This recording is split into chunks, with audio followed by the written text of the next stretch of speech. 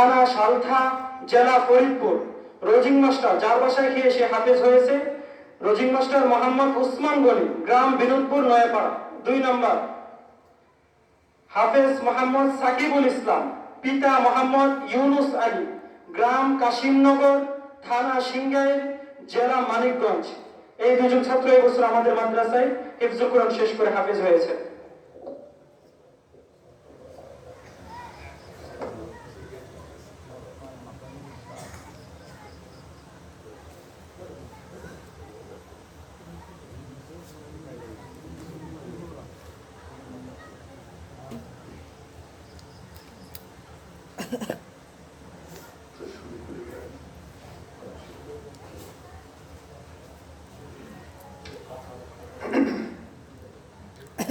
السلام عليكم ورحمة الله وبركاته.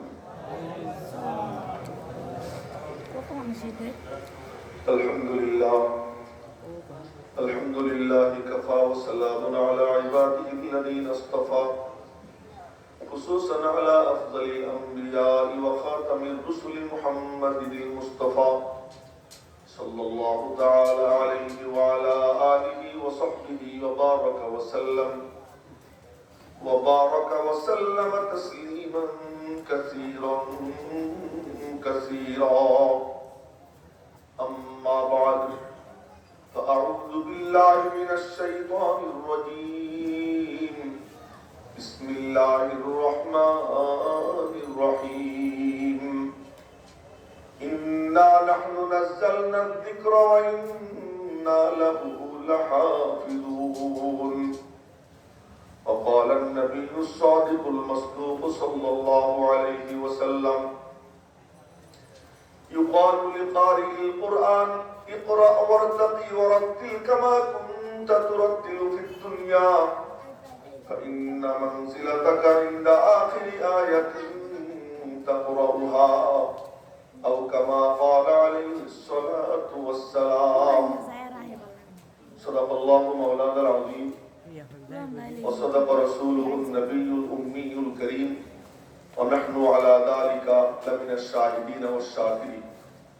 বিনোদপুর তাফজ্জুল হোসেন হাফেজিয়া মাদ্রাসা ও এতিমখানা, বিনোদপুর সিংগাইর মানিকগঞ্জের হাফেজ ছাত্রদের মাথায় মর্যাদার পাগড়ি প্রদান উপলক্ষে আয়োজিত আজকের এই ওয়াজ ও দোয়া মাহফিলের মাননীয় সভাপতি, মঞ্চে উপবিষ্ট, হয়তো প্যান্ডেলের নিচেও অবস্থান করছেন উম্মতের অভিভাবক, উম্মতের বিবেক, হাজারাতে উলামায়ে কেরাম, সম্মানিত দিন দরদি ভাইয়েরা, আমার ছাত্র যুবক বাবারা, পর্দার অন্তরালের মা ও বোনেরা। ক্ষেত চাষ করে বীজ বুনাইলে একটা বীজেই কয়েকশো দানা রিটার্ন দেয়, আর ক্ষেত চাষ করা ছাড়া যদি বীজ বোনানো হয়, ওই বীজ পাখালি খেয়ে ফেলে, ওতে কোনো ফসল হয় না। তো আল্লাহ পাক রব্বুল আলামিন আমাদের সকলকে একটা ক্ষেত দিয়েছেন, সেই ক্ষেত হলো আমার আপনার কল্প। এই কল্প যদি প্রস্তুত হয়, আর ওখানে যদি একটা আয়াতেরও রোপণ হয়, একটা হাদিসও যদি বুনানো হয়, ওই এক আয়াত এক হাদিস তার অন্তরে এমন ভাবে জ্বালায় যে ওর ফল ফলাদি আল্লাহ পাক তাকে জান্নাতে গিয়ে খাবার তৌফিক দান করে দেয়, যদি ওইভাবে ক্ষেতটা প্রস্তুত হয়। আর ক্ষেত যদি প্রস্তুত না হয়, এমনি যদি কোরআন হাদিসের আলোচনা চলতে থাকে, তাহলে ভিতরে ঢুকে না, এবং সেটা কোনো দানা টানা গজাইয়া জান্নাতে আমার কোনো ব্যবস্থা করতে পারে না। এজন্য প্রথমে তো ক্ষেতটা প্রস্তুত হওয়া দরকার। আপনারা হলেন ক্ষেত, আর এই মুহূর্তে বীজ বুননের জিম্মাদারি আল্লাহ পাক আমার উপরে দান করেছেন। আমি কি ক্ষেত প্রস্তুত হওয়া ছাড়াই বুনাবো, না ক্ষেতটা প্রস্তুত হওয়ার পরে বুনবো? কি বলেন আপনারা? ক্ষেত কেমনে প্রস্তুত হয়, ক্ষেত প্রস্তুত কেমনে করতে হয়? আমি কিন্তু কাটা কাটা কথা বলতেছি। ক্ষেত কেমনে প্রস্তুত হয়?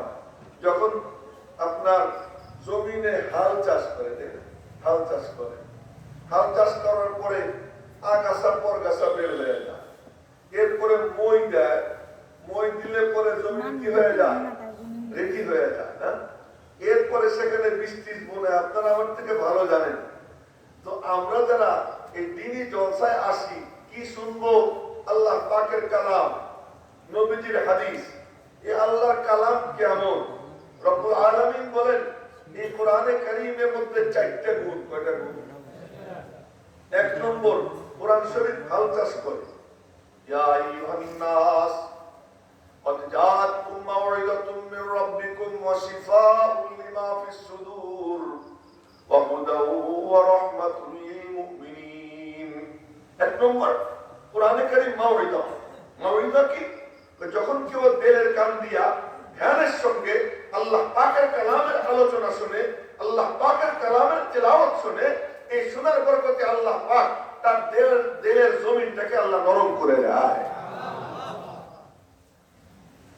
সুবহানাল্লাহ কইতেছে, কিন্তু ফাঁকা জায়গা পূরণ হইতেছে না। ফাঁকা জায়গা পূরণ হচ্ছে না। সুবহানাল্লাহ চলতেছে, কিন্তু নিজেদেরকে প্রস্তুত করতেছি না। একটা ছোট্ট ঘটনা মনে পড়ে গেল। নিজেরা কোনো কথা বলেন না, কথা না বলেন আমার সাথে বলেন, আমার সাথে বলেন। আর আপনারা কিন্তু একটা কথা ভালো করে মনে রাখবেন, আমি ইয়াহিয়া মাহমুদ, আমার অভ্যাস বড় মাহফিল হইলে লম্বা বয়ান করবো, আর ছোট মাহফিল হইলে কম বয়ান করবো। এই অভ্যাস আমার না। আমার অভ্যাস হলো, আমি যদি দেখি খ্যাত প্রস্তুত, ওখানে মানুষ যদি 50 জন হয়, আমি সেখানেও লম্বা বয়ান করি। খ্যাত যদি প্রস্তুত না হয়, হাজারো মানুষের মধ্যে, হাউকাওয়ের মধ্যে 20-25 মিনিট বয়ান করে শেষ করে দিই। আমি বয়ান করি না। এজন্য আপনারা যদি প্রস্তুত হন, দেখবেন আমি কথা বলতে পারবো। আপনারা একটু প্রস্তুত হন। এর জন্য একটা আপনাদের প্রস্তুতি কি? এই ডাইনে ভাবে কেউ তাকায় না, চোখের দিকেই রেখে। চোখ সাংঘাতিক দামি জিনিস। নামাজে দাঁড়াই আল্লাহু আকবার, চোখ কোথায়? সিজদার জায়গার দিকে। রুকুতে যাবে আল্লাহু আকবার, চোখ কোথায়? 2 পায়ের 2 আঙ্গুলের 2 ফাঁকে। সিজদায় যাবে, চোখ কোথায়? নাকের দিকে। বসবে, চোখ কোথায়? কোলের দিকে। সালাম ফিরাবে, চোখ কোথায়? কাঁধের দিকে। নাকি চোখ বন্ধ থাকে? তাকানো কি ফ্রিজ টাইম না যে কোনো এক জায়গায়? তা আপনি ওয়াজে বসছেন, আপনার চোখটা একটা জায়গায় থাকবে না? কোন জায়গায়?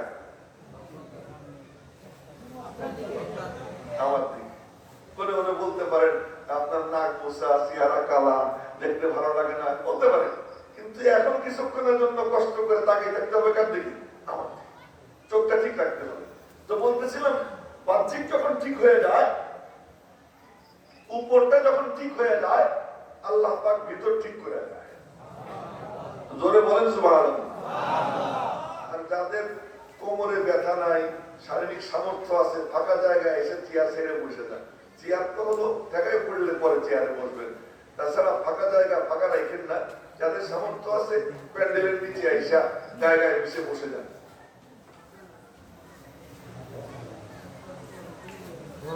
ও মুফতি আব্দুল্লাহ সাহেব কই? চেয়ার এখানে চলে আসুন। আব্দুল্লাহ, তুমি এদিকে চলে আসো। ও ভাই, লক্ষ্য করে, কেউ যখন উপর ঠিক করে, মনোযোগ আছে তো আপনাদের? জিও তো ঠিক মতো বলে না, সব দেখি রাগ করে রয়েছে মনে হয়। মাদ্রাসায় পয়সা করে দিয়ে কি রাগ হয়ে গেছে? কেন কেন সাথে সাথে তাও দেন না কেন? কেউ যদি উপর ঠিক করে, আল্লাহ পাক তার ভিতর ঠিক করে দেয়। এর এক মজার ঘটনা মনে পড়ে। এক বুজুর্গ এই রাত্র মনে করেন 1টা-1:30টার দিকে বাসায় যাইতেছে। বাসায় যাওয়ার পথে দেখেন ট্রেনের পাশে এক যুবক পড়ে রয়েছে, তার মুখে ফেনা। তো মুখে ফেনা কি দুধ খাওয়ার পরে উঠে? মুখে ফেনা ওঠে কখন? অন্য কিছু খাইলে। ওর নাম নিতে চাই না। অন্য কিছু খাইলে কি হচ্ছে? ফেনা। তো মুখে ফেনা দেখা দেখেন ওয়ারিসে নবী আলেমে দ্বীন কাকে বলে? ওই দেখে ওনার মায়া লাগছে। আমরা তো কই তুই জাহান্নামে যা, তুই মদ তোর পর তার গজব পড়ুক, মদ খেয়ে পড়ে রয়েছিস। এই জন্যই তো আমাদের এই হাল। ওই বুজুর্গরা তাদের অন্তরের হাল কি ছিল? যে জুবান দিয়ে আল্লাহ বলা যায়, এই জুবান দিয়ে কোরআনে কারীমের তিলাওয়াত করা যায়, ওই জুবানে মদ, ওই জুবানে ফেনা। দেখে বুজুর্গের খুব খারাপ লাগছে। উনি একটু পানি আনছেন, পানি আইনা ওর মুখটা ধুয়ে দিয়েছেন। ও তো বেহুশ, ও তো দেখেন মুখটা ধুয়ে দিয়েছেন। ধুয়ে দিয়ে মনে মনে বললেন, আল্লাহ আমার সামর্থ্য যত ছিল আমি করলাম, বাকিটা তুমি করে দাও। পারি উপরটাকে দুরস্ত করতে, আমি উপরটা দুরস্ত করে দিছি, তুমি ভেতরটা দুরস্ত করে দাও। উনি এই কথা বলে দোয়া করে বাসায় গেছেন, রাত্রে ঘুমাইছেন, ফজরের নামাজের সময় মসজিদে ফজর পড়তে গেছেন, এবার গিয়ে দেখেন ওই যুবক জামাতের সাথে নামাজ পড়তেছে। একটু জোরে বলে ফেলেন সুবহানাল্লাহ, সমস্যা নেই। ওই যুবক জামাতের সাথে নামাজ পড়তেছে। এবারে উনি শুরু করছেন, কিরে মালিক, এ তোমার কোন কাণ্ড কারবার, একই কারবার। যারা দেখলাম রাত্রে মদ খেয়ে বেহুশ হয়ে পড়ে আছে, মুখে ফেনা, আসছে ফজরের নামাজ জামাতের সাথে পড়ে, যে ফজর জামাতে পড়ে, ঈশা জামাতে পড়ে। আমার নবীজি বলেন, বাশশিরিল মাশাইনা ফিল যুলাম বিন নূরিত তাম ইয়াউমাল কিয়ামা। যে ফজর এবং ঈশায় মসজিদে হাইটা হাইটা এই অন্ধকারের মধ্যে নামাজ পড়তে যায়, নবীজি বলেন তাকে কিয়ামতের দিন পরিপূর্ণ নূরের সুসংবাদ দিয়ে দাও। যে লোক মদ খেয়ে পড়েছিল, এখন সে নবীজির হাদিস অনুযায়ী সুসংবাদ পাইতেছে। কিসের? কিয়ামতের দিন নূর পাবে। তো ওই বুজুর্গ শুরু করছেন আল্লাহর সাথে ফোনা। আমার কথা বুঝতেছেন কি আপনার? মাশাআল্লাহ, এই এলাকায় তো পীরে ভরা। এলাকায় কি পীরে ভরা, কত পীর, সুবহানাল্লাহ। ওই আলোচনায় যাবো না। তো বলতেছিলাম, ওই বুজুর্গ আল্লাহর সঙ্গে কথা বলা শুরু করছে। বুজুর্গ আবার আল্লাহর সাথে কথা কেমনে কয়? এই আল্লাহ তো মৌমাছির সাথেও কথা বলে, আল্লাহ তো পিপিলিকার সাথেও কথা বলে, আল্লাহ পাক রব্বুল আলামিন তো হাতির সাথে কথা বলেন, ঘোড়ার সাথে কথা বলেন। তো ইনসান কি এত নিচে যে ওদের সাথে আল্লাহ কথা বলে আর মানুষের সাথে আল্লাহ কথা বলবে না? মানুষ যদি মানুষের মতো মানুষ হয়ে যায়, তার হায়াওয়ানিয়তকে বের করে মালাকুতিয়ত ফেরেশতার খাসলাত যখন তার ভিতরে নিয়ে আসে, নূরানিয়ত এসে যায়, রূহানিয়ত এসে যায়, তখন মালিকের সঙ্গে তার সরাসরি কানেকশন কায়েম হয়ে যায়। তো ইত্তেসালে বে তাকাইয়ুব বে কিয়াস अस्ते रब्बुन नास राबा जाने नास सबसे रब ते आशिनाई है तुझे दिल में हर एक के रसाई है तुझे। এবার মালিকের সাথে গল্প জুড়ে দিছে মাওলা। এ কোন কারবার? মদ খেয়ে বেহুশ হয়ে পড়েছিল ট্রেনের পাশে, এখন সে নবীজির হাদিস অনুযায়ী সুসংবাদে উপযুক্ত হয়ে যায়। হাসরের ময়দানে তাকে পরিপূর্ণ নূরের সুসংবাদ দিতে বলেছেন নবীজি। এমন মাকামে কেমনে আইলো, এমন অবস্থানে কেমনে আসলো? আল্লাহর পক্ষ থেকে ইলহাম হয়, বান্দা তুই আমার বান্দার উপরটা ধুয়ে দিছিস, আমি আল্লাহ ওর ভিতরটা ধুয়ে দিছি। জোরে বলবেন না সুবহানাল্লাহ। আগে বডি পরে আত্মা, আগে দেহ পরে রূহ। ও ভাই, মায়ের পেটে প্রথমে দেহ তৈরি হয়, এরপরে রূহ আসে। নামাজের প্রথম বডি তৈরি হয়, এরপরে খুশু খুশু আসে। তিনি জলসার একটা বডি আছে, রূপ আছে। ওই রূপ যখন এসে যায়, তো আল্লাহ পাক রব্বুল আলামিন ওই জলসার মধ্যে রূহ পয়দা করে দেয়। তা আপনাদের জলসায় কি আপনারা রূহওয়ালা জলসা বানাবেন? বানাবেন? যদি বানাইতে চান তাহলে জলসাটা ওই রকম তৈরি করেন যেমন জলসা নবীজির সামনে হইত। সুন্নাত है मेरे पेश नजर कल्बों में अल्लाह, বলেন না একবার আল্লাহ, আরো জোরে বলেন না আল্লাহ। সুন্নাত है मेरे पेश नजर कल्बों में अल्लाह। এই মোবাইল কি বা টিভি করে সব বন্ধ, চোখে দিকে থাকে, কেউ মোবাইলের দিকে দেখবে না। ডাক্তারের নামে তো মাদ্রাসায় পড়াই, ওই ছাত্রদেরকে যেমনি দেখি আপনাদেরকে ওইভাবে দেখি, দেখি। এই জন্য দয়া করে মেহরবানি করে আমার আমার অভদ্র মনে করেন না। পোশাক পোশাক দেই, বকা টোকা যদি দেই, ভালোবাসা নিয়েই দেই। মা অত বাচ্চারে বকা দেয়, বাসি কোথাকার পিছাস, গায়ের ময়লা কানের মধ্যে ডলা দেয়, কানে ময়লা, মুখে ময়লা, তো মা টাপকিড়ি মিড়ি করে ডলা দেয়। মনে হয় যেন মা তার উপরে খুব জুলুম করতেছে। আরে জুলুম না, কঠোরতার মাঝে যে কোমলতা, ওই কঠোরতার মাঝে মার যে দয়া, ওই দয়া যে বুঝার সে বুঝে। আমার আল্লাহ যাকে ভালোবাসেন তার উপরে কঠোর হন, কঠোর হইয়া ওই কঠোরতার মধ্যে মালিকের যে কোমলতা, এটা কেউ বুঝতে পারে না, বোঝে সে যাকে বুঝার মতো দিয়ে আল্লাহ তাআলা দান করেছে। আমরা যদি ওয়াজ না দিলে আপনাদেরকে বকা দিই না, বকা দিই, এই বকাটাও ভালোবাসা, মহব্বত নিয়ে দিই।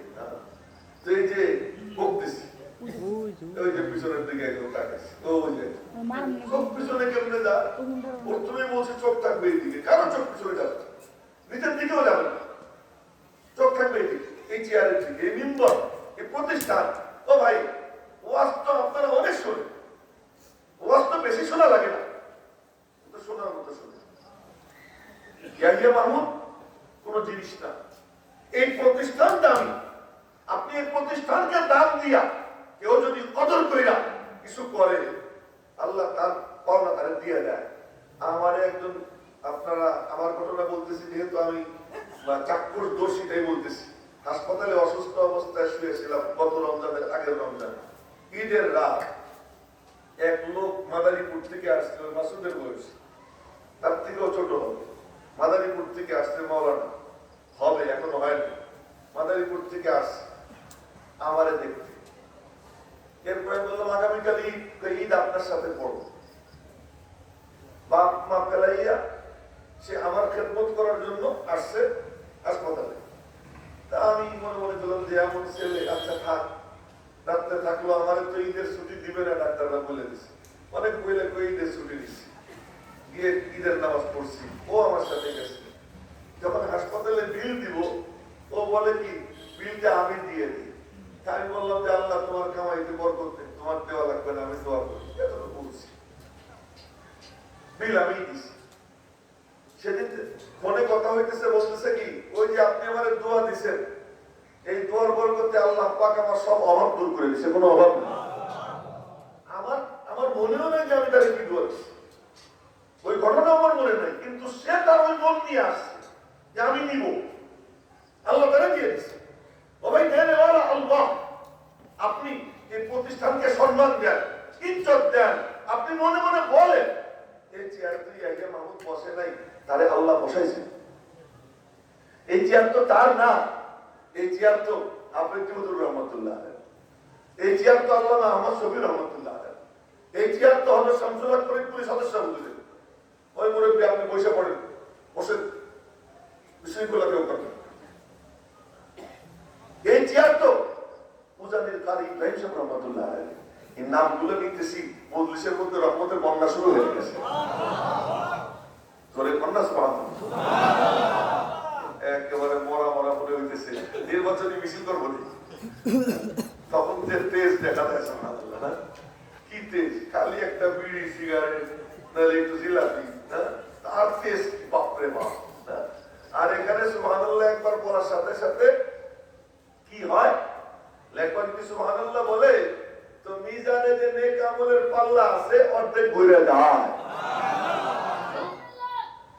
আর যদি সুবহানাল্লাহ আলহামদুলিল্লাহ দুইটা মিলে যায়, তো হাদিসে আসছে নবীজি ইরশাদ ফরমান ওয়া সুবহানাল্লাহি ওয়াল হামদুলিল্লাহ তামলাআনে মা বাইনাস সামাই ওয়াল আরদ।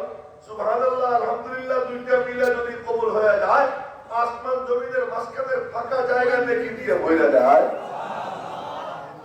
তবু এখানে জজবা আসে না, আরেকটু জোরে সোরে বলেন না সুবহানাল্লাহ।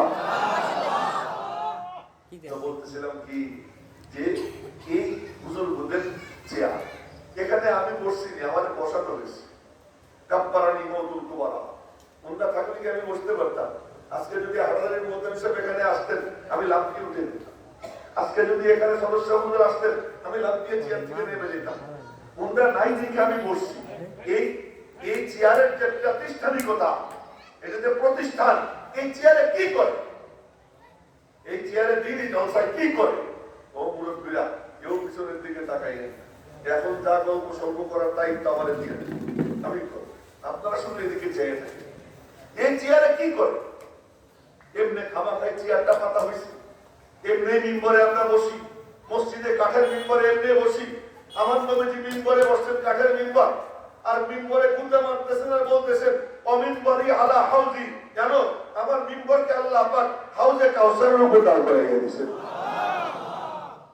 মিম্বর থেকে কি হয়, মিম্বরে নবীজি বসতেন, রব্বুল আলামিনের পক্ষ থেকে নূরের পাইপ লাগাইয়া নবীজির সিনা আল্লাহ পাক নূর দিতেন। সামনে যারা নেক নিয়ে বসতো, তো ওই নবীজির সিনার থেকে নূর ফিনকি দিয়ে বের হইয়া তাদের সিনায় সিনায় ঢুকে যেত। যে ওই রকম নেক নিয়ত নিয়ে বসতো আল্লাহ তার সিনায় নূর পৌঁছে দিত। আর যে বদ নিয়ত নিয়ে বসতো তো সে তার দুনিয়া আখিরাত বরবাদ হয়ে দিত। মেরে মুহতারাম ভাইও, আপনার নিয়ত কেমন? এই মিম্বরকে আপনি কোন চোখে দেখেন? এখানে কেন আসছেন? ফয়সালার ভার আপনার উপরে। আপনি যেমন ফয়সালা করবেন, দেখেন ওই যে বৈশাখ মাসে একটা পাখিটাকে বউ শস্যা ওর পেটে ওর কপাল দোষ শুনছেন কি আপনারা? ডাক করে শোনা শোনেন। এটা আপনাদের অঞ্চলে কি বলে জানি না, আমাদের ফরিদপুর অঞ্চলে ওই অঞ্চলে যখন ওই পাখি ডাকে তা আমরা বলি কেউ কি বলে জানো? বলে কি বলে?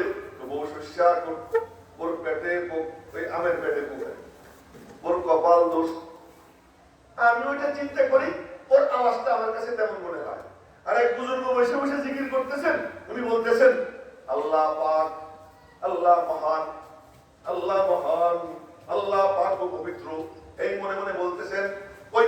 ওই পাখির আওয়াজ যখন হয় ওই বুজুর্গের মনে হয় পাখিও বলতেছে আল্লাহ পাক। যার মন যেমন আওয়াজ তার কাছে তেমন মনে হয়। আমার রব্বে করিম বহুমুখী। এই বলবো আল্লাহ, আল্লাহ কোন দিক? আল্লাহ কোন দিক আছে? আল্লাহ কোন দিক আছে? আল্লাহ কোন দিক নেই। কোন কিছু দিয়ে তারা আনা যায় না। বহুমুখী আমার আল্লাহ, বহুমুখী আমার আল্লাহ। আল্লাহ পাকের কথাও এরকম বহুমুখী, বহুমুখী। আল্লাহ পাকের পক্ষ থেকে যে প্রতিষ্ঠান দেওয়া হয় ওই প্রতিষ্ঠানের কালারও এরকম। যে যেমন কালার নিয়ে আসবে, এই বিদ্যুতের মতো। এই বিদ্যুৎ এখন সাদা দক্ষ, এই বিদ্যুতের গিলাস যদি কালা হয় বাতি, বিদ্যুৎও কালা। গিলাস যদি হলুদ হয়, বিদ্যুৎও কি হলুদ। গিলাস যদি কি হয় যে রঙের, বিদ্যুৎও সেই রঙের।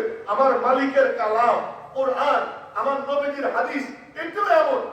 যে যেমন কলম নিয়ে আসবে, এই কোরআন হাদিসের আলোচনা তার কলমে গিয়ে কেমন রং ধারণ করে বসবে।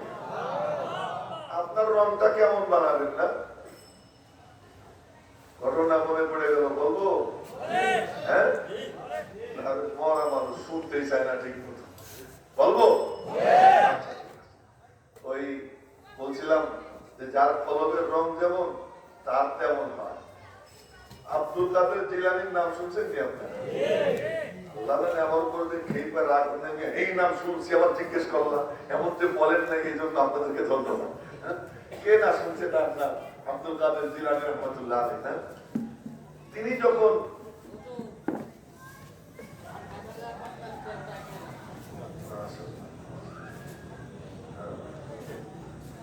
কি চমৎকার জায়গা পায় না। আচ্ছা, আব্দুল কাদের জিলানীর বয়সে, যুবকরা কান খুলে শুনুন, আব্দুল কাদের জিলানীর বয়স যখন 18 বছর, বাসে কেউ হেলেন নিয়ে না, সোজা হয়ে বসে। হ্যাঁ, আব্দুল কাদের জিলানীর বয়স যখন 18 বছর, এই 18 বছর বয়সে উনি সংবাদ পাইছেন, হ্যাঁ আজকে একজনের ফোন করছি, ফোন রিসিভ করেনি। এখানে যখন ঢুকবো এমন টাইমে ফোন আসছে, রিসিভ করছি। কি তুমি তখন ফোন ধরলাম না? তোদের খেলা দেখতেছিলাম। কি দেখতেছিলাম? খেলা দেখতেছিলাম টেলিভিশনে। কি খেলা? বাংলাদেশের খেলা। কি হয়েছে? হাইরে গেছে। খেলা দেখতেছো তুমি বসে বসে? এখন দেখেন যে কত যৌবন টেলিভিশনের সামনে বসা, বুঝে বুঝে ওখানে অমকের ছবি দেখা যাবে, অমকের চেহারা দেখা যাবে।